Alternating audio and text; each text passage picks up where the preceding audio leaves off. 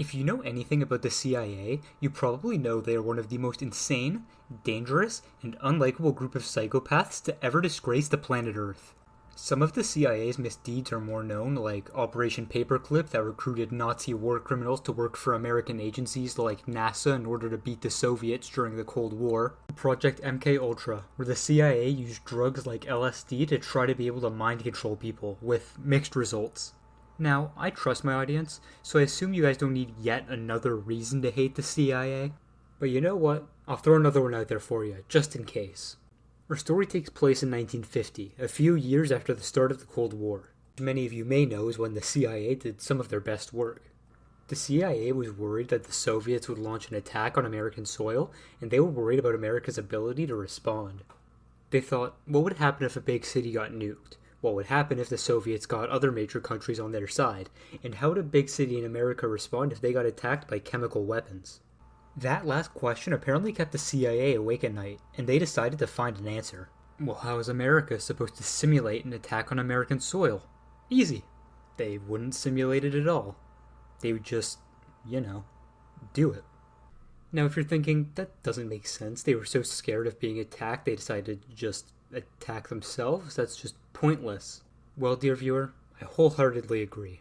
But the CIA isn't as smart as us, so they decided to start planning Operation Sea Spray. They planned on spraying the city of San Francisco with Serratia marcescens. Again, I don't know how to pronounce things, so my bad.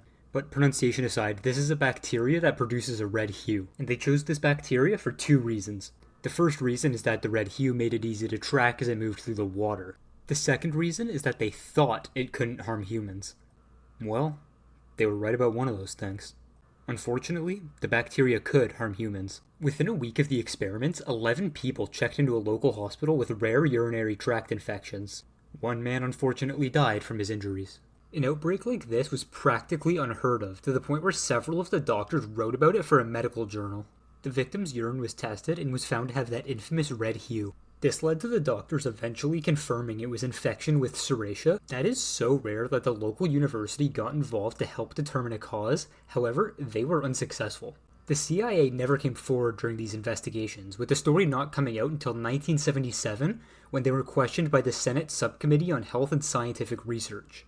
4 years later, the surviving family members of the man who died sued the federal government for the financial and emotional harm caused to the man's wife from the medical bills, in addition to other infractions.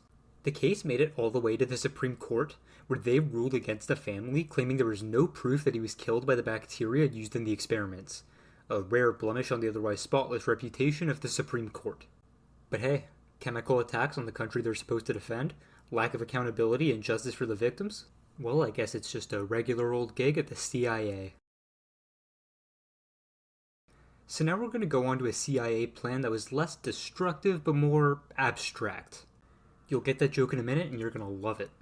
This program, often referred to as the Long Leash, was used by the CIA to influence modern art to win a cultural war against the Soviets. One of the main aspects of this program was to secretly pay high prices for modern art pieces from painters like Jackson Pollock. They did this for two main reasons. One reason was to show that this new artistic movement could be held up as proof of the creativity, the intellectual freedom, and the open culture of the free United States.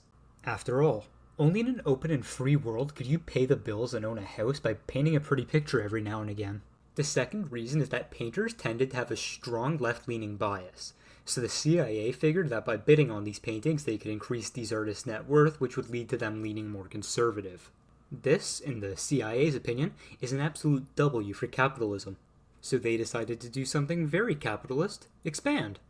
They created the International Organizations Division, or IOD. This did numerous things, including funding the animated version of George Orwell's Animal Farm, a stark warning of totalitarian rule that George Orwell would not have enjoyed being produced by the CIA. They also made edits to the original script, which is something else that Orwell would not have approved of. They secretly funded operas, jazz musicians, and even the Boston Symphony Orchestra's international tours.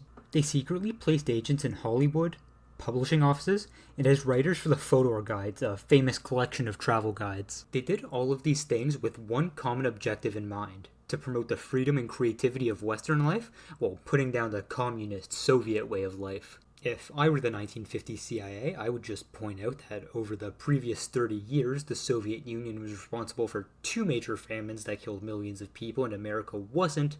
But hey, what do I know? And I know that you're listening to me say all this stuff and you're thinking, Jimmy, that's my name by the way, this sounds like something a conspiracy theorist would run with. Is there any real proof? In short, yes. In the 1990s, a case officer who worked in this program confirmed its existence, saying, yes, the agency saw abstract expressionism as an opportunity, and yes, it ran with it. One of the CIA's first major moves in this program came in 1958. A touring art exhibit called The New American Painting was being displayed in Paris, and featured paintings from famous painters like Jackson Pollock. The Tate Gallery, a famous gallery in London, badly wanted to feature this exhibit, but didn't have enough money to bring the gallery over. Luckily for them, an American businessman named Julius Fleischmann, I don't know, his name's on screen, I don't know how to pronounce this, who also loved art, donated some money and the exhibit came to London. Except the money that Fleischmann gave the exhibit wasn't even his. It was the CIA's. The money came through a charity called the Fairfield Foundation, a charity that Fleischmann was president of. Except it wasn't even a real charity, it was just a secret pipeline for CIA cash. Fleischmann was approached early on in the process and was sworn to secrecy by the CIA. It is believed that many other wealthy people also worked for the CIA in a similar capacity, but it is unknown who these people were.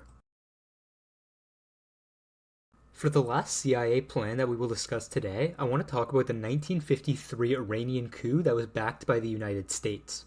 This is often considered to be one of the worst things the CIA has ever done, maybe even the worst thing, which, given the CIA's track record, is a pretty big statement. From 1951 to 1953, Iran was run by this guy, Mohammad Mossadegh, and despite what the CIA may have thought, he was a pretty cool dude. He instituted political reforms to take power away from the Shah, Persian for king, and give it to the parliament, making Iran more democratic. He pushed for reforms in the legal system that would separate lower levels of courts from the executive branch to reduce corruption. He improved working conditions and wages for workers, introduced land reform to give land to people who had none. He made the first major push to implement progressive taxation. This was an important step because it would increase taxes on the wealthy to increase government revenue, which would in turn help fund social programs. And most importantly to the topic of this video, he sought to nationalize the Iranian oil industry. This was a radical change. Radical in a good way if you ask me, but the CIA and the British would probably disagree with me on that one. The British had near complete control over Iran's vast oil reserves, and Iran made only 16% of the revenue in royalty fees. This was a big deal for the Iranians because they were losing out on hundreds of millions, if not billions of dollars in future revenue. And it was a big deal for the Americans and the Europeans because the Iranians supplied 40% and 75% of their oil respectively. That would be a big deal for any country, but this is extremely devastating with Iran because they have the 4th largest oil reserve of any country on Earth and accounts for roughly 9.5% of the Earth's proven oil reserves. They are only beaten out by Venezuela, Saudi Arabia, and Canada. This was a real problem for the British, and they had no difficulties rallying the Americans to their flag. The CIA operation was run by Kermit Roosevelt, the silly named grandson of US President Theodore Roosevelt. He started his work by paying off the local newspapers and getting them to print anti-Mossadegh propaganda. This is fairly standard work for when the CIA throws a coup.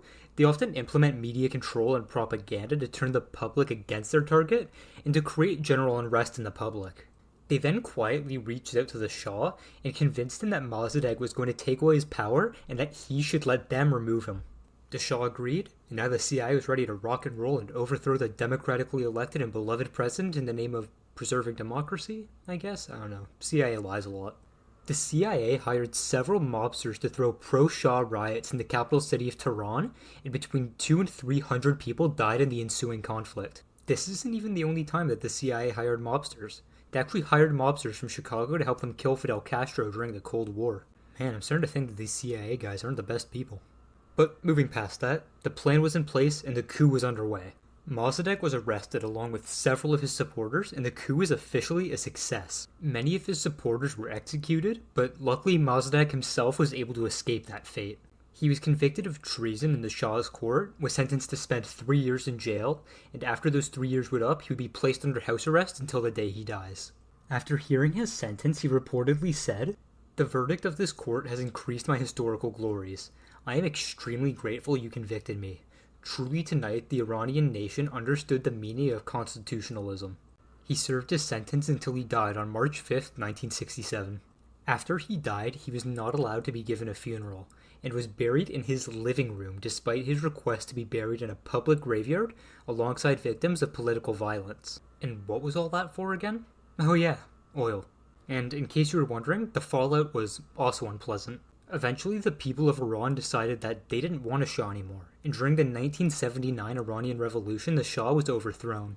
The Americans also irreversibly damaged their relationship with the Iranians, who could have been valuable allies in the region. Now, Iran is still trying to pick up the pieces of the CIA's mess. As of 2020, Iran has a lower average lifespan than nearby countries like Uzbekistan, Lebanon, and even Jordan, a country that is sometimes considered to be nearly a failed state. Iran has also been trying to make a nuclear bomb since the 1950s with no success. And just before I wrap this video up, I want to quickly mention something about that. If you follow the news regularly, you've probably seen articles like Iran is a week away from developing a nuclear bomb. In fact, on July 19, 2024, US Secretary of State Anthony Blinken claimed Iran likely only needed 1 or 2 weeks to produce enough weapons-grade material for a nuclear weapon.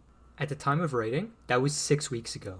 Still no nukes. The US has also been saying that Iran is 6 months away from producing a nuclear bomb since the 1960s, so I wouldn't take it too seriously. What was I talking about? No, yeah, the CIA. Yeah, the CIA sucks, and just to be clear, this was far from the only things that the CIA did that was straight up nightmares. They gave people LSD to try to create mind control. They overthrew the president of Guatemala because a banana company asked them to, which I discussed in another video, so check that out. They tried 600 times to kill Fidel Castro and considered committing terrorist attacks on American citizens just to blame them on Cuba to turn the American people against Cuba. But you know what? That's a story for another day. Thank you all for watching, and have a nice day.